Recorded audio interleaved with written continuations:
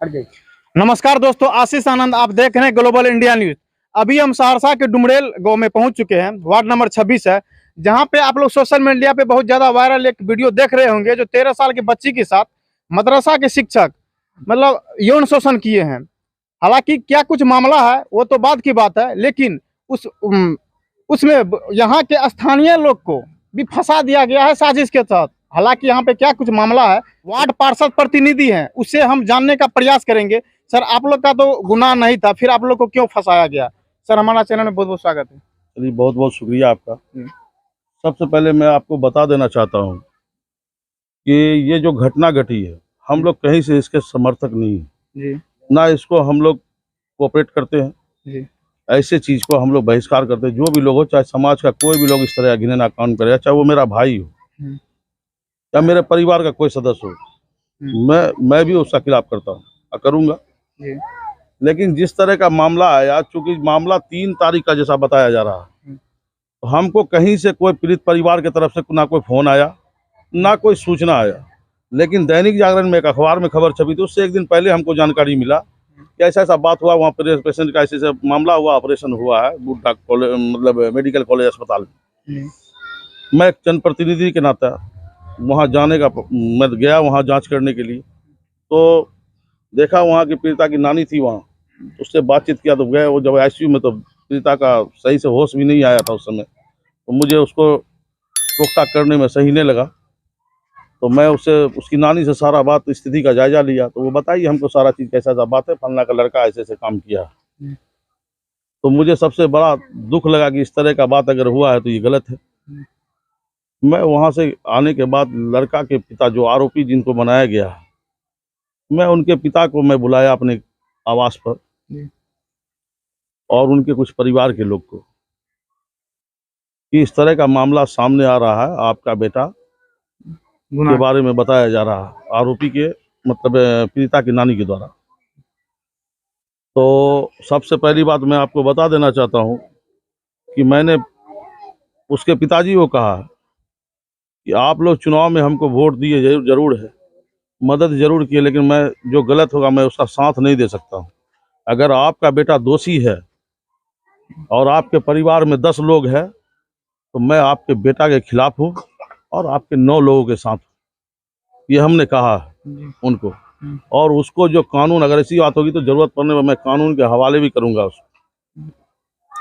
तो उस समय लड़का यहाँ मौजूद नहीं था, तो हम चाह रहे थे उसका बयान लेने के लिए, क्या मामला, उससे भी मेरा जांच पड़ताल हमको करना चाहिए। क्योंकि मामला अभी उससे पूछा गया तो बोला अभी हम FIR वगैरह नहीं किए हैं, अभी इलाज करा रहे हैं, इस तरह का मामला है। हम कहे ठीक है। तो हम फिर लड़का को आए यहाँ पे रात में, लगभग 7 तारीख का मामला है। तो हम कुछ लोग के साथ इसके घर पे आए यहाँ पे, क्योंकि पीड़िता का घर और आरोपी का घर लगभग 3-4 घर अगल बगल है, दोनों एक ही जगह, दोनों एक दूसरे को जानते भी हैं। तो मैं यहाँ आया जानने के लिए उनके पिताजी से, भाई लड़का कहाँ है, उसको बुलाया जाए। तो लड़का यहाँ नहीं था, कहीं और था। बोला यहाँ लड़का है नहीं। तो उसी क्रम में हम बात कर रहे थे कि ये तो बहुत गलत मामला, इस तरह का मामला अगर आया है। इतने में रात के लगभग कितना समय हो रहा था, लगभग 12 या 12:30 बज रहा था, हमको समय याद नहीं है, लेकिन 12:30 या बज रहा होगा, लगभग 12:30। 2 गाड़ी प्रशासन की आती है, जो मतलब लाइट दिखा गया, तो उसमें कुछ लोग बोला कि पुलिस गाड़ी है लगता है। तो हम उसको बोले पुलिस गाड़ी तो क्या आएगा। तो आए तो यहाँ गाड़ी रुकी, तो बड़ा बाबू को हम देखे, सिविल में थे, तो हम पहचान गए। तो हम प्रणाम पाती किए उनको। बोला कहाँ है लड़का, कहाँ? उनके घर वाले। हम बोले उसी सिलसिले में सर हम भी जांच कर रहे हैं, क्या मामला है, तहकीकात कर रहे हैं, क्या सही है क्या गलत, उसी सिलसिले में आए। लेकिन लड़का घर पर नहीं है और बात कर रहे हैं। तो लड़का का पिताजी था, उनसे नाम पूछा गया, तो बोला इनके पिताजी है। तो बोला इनको बैठा के ले जाते हैं। हम बोले सर लड़का का घर यही है, लड़का का पिताजी यही है, मैं पार्षद प्रतिनिधि होने के नाते अगर आरोपी लड़के पर लगा, मैं उस लड़के को आपके हवाले 2 घंटा में हो, 4 घंटा में हो, 24 घंटा में हो, मैं करूंगा। आप भरोसा रखिए मेरे पर, क्योंकि आपका कदम यहाँ पर है और सवाल इतना बड़ा है कि ये इस तरह का बदनुमा दाग हमारे वार्ड में लगा है। तो मैंने उसको आश्वासन दिया कि आप जाइए सर, मैं लड़के को लेके आऊंगा थाने, मैं बरामद करता हूँ। फिर प्रशासन उनको बोले कि ठीक है, उनके पिताजी को आप जाने दीजिए, अगर लड़का को ले आइएगा तो हम उनके पिताजी को छोड़ देंगे। तो फिर हम इनकी परिवार में जो लोग थी, गार्जियन मतलब जो उनकी पत्नी थी, मान लीजिए पिताजी की बच्चे की माँ थी जो थी, ये सब रोने लगी कि भाई ऐसा ऐसा बात, उनको ले आइए। तो ऐसे हम बोले लड़का को बरामद कीजिए, जैसा आप सुने कि बड़ा हुए बोले कि लड़का को हाजिर करना होगा, और नहीं कीजिएगा तो कुर्की जो प्रशासन का रोल है वो तो करेगा ही, क्योंकि आरोपी बना है तो वो करना होगा। इसमें आप लोग को भी सहयोग करने की कोई आवश्यकता नहीं है। अगर दोषी होगा तो सजा मिलेगा, निर्दोष होगा तो प्रशासन बरी करेगा, जो जांच होगा बात है हमारी। और ठीक, उसके बाद फिर हमने उनको बड़ाऊ चले गए। जाने के बाद सुरिंदाबाद में से रेड किया, वहाँ से फिर जानकारी है कि वहाँ पुलिस पहुंची थी, छापामारी हुई। तो हमने बड़ाऊ को अपने कॉल से फ़ोन किया कि सर आप जो वहाँ छापामारी में सुरिंदाबाद चले गए थे, क्या वहाँ से फ़ोन है? लड़का वहीं था, जैसा कहना है इन लोगों का कि लड़का था वहाँ भाग गया। तो हम लड़का को बरामद करवाइए, थाना में देना होगा उस लड़के को। तो बोला ठीक है, गाड़ी भेज के उस लड़के को लाया गया। मैं भी गया, और रात में थाने में मैं और उसके परिवार के कुछ लोग जो चुनाव में हमारे समर्थक थे, ये लोग भी जाके हम लोग लड़का को, आरोपी लड़का को थाना में, वहाँ पर ओडी ड्यूटी में थे अंबिका शर्मा बाबू, उनके सुपुर्द करके फिर बड़ाऊ से बात करके उसके पीड़ित परिवार के, इसका आरोपी परिवार के पिताजी को हमने वहाँ से छुड़ा के लाया। क्या ये मेरा गुनाह है? नहीं सर, अगर दोषी लोग जो है उसको सजा मिलना चाहिए कि पूरे परिवार को मिलना चाहिए? ये मेरा सवाल है। सिर्फ दोषी को? अगर पूरे परिवार को सजा मिलता है या उसके खानदान को सजा मिलता है, क्या ये जायज़ है? ये मेरा सवाल है। नहीं, ये तो नाजायज है। तो मैं इसी पर अगर साथ उसका दिया, ये मेरा अगर गुनाह है तो बता दीजिए। नहीं, आपका सर गुनाह नहीं। तो मैं कहता हूँ थाने में सीसीटीवी कैमरा लगा हुआ है, उस कैमरे को जांच किया जाए। 7 तारीख का रात्रि, मतलब रात के लगभग 2 बज रहा होगा, 2 ढाई होगा, उस लगभग वो 8 तारीख हो जाता है, क्योंकि 2 बजे के बाद, 12 बजे के बाद टाइमिंग डेट चेंज हो जाता है। उसको देखा जाए, और जो समाज के यथाकथित लोग, जो उस टाइप के जो गंदे ख्यालात के लोग हैं, जो मौका के आड़ में रहते हैं दुश्मनी निकालने के लिए, वो लोग जो इस तरह का काम कर रहा है, तो शायद उसे मालूम नहीं है कि सच्चाई होता है। वो सच सामने आएगा, सच लेट से सामने आएगा। जी आएगा, सच परेशान जरूर होता है, पराजित नहीं होता। पराजित नहीं होता जी। वो पूरा मोहल्ला भी मेरा देख रहा होगा कि हम गलत हैं कि हम सही है। 3 महीना हमारे कार्यकाल को हुआ, हमने एक बेटा की तरह हम वार्ड में हम सेवा कर रहे हैं।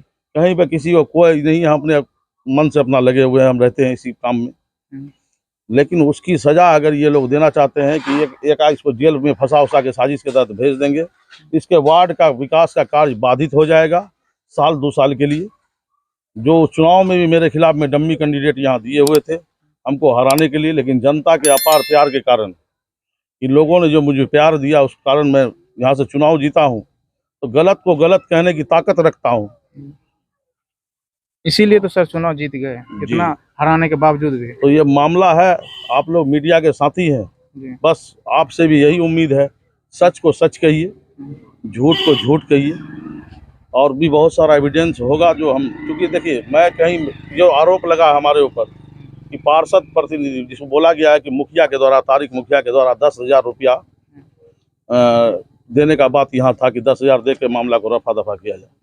तो मैं आपसे एक सवाल करता हूँ, जिस पीड़िता का ऑपरेशन अस्पताल में हुआ होगा, प्राइवेट अस्पताल में, आप जानते हैं उस अस्पताल में कम से कम ऑपरेशन कराने में 40 से 50,000 रुपया लगता है, ये मालूम होगा आपको। मैं किस आधार पर 10,000 में देके मामले को सलटाने की बात कर सकता हूँ? ये साजिश है, साजिश के तहत पता है। ये सोचना चाहिए, मैं 10,000 की बात कैसे कर सकता हूँ? ये भी एक मामला है।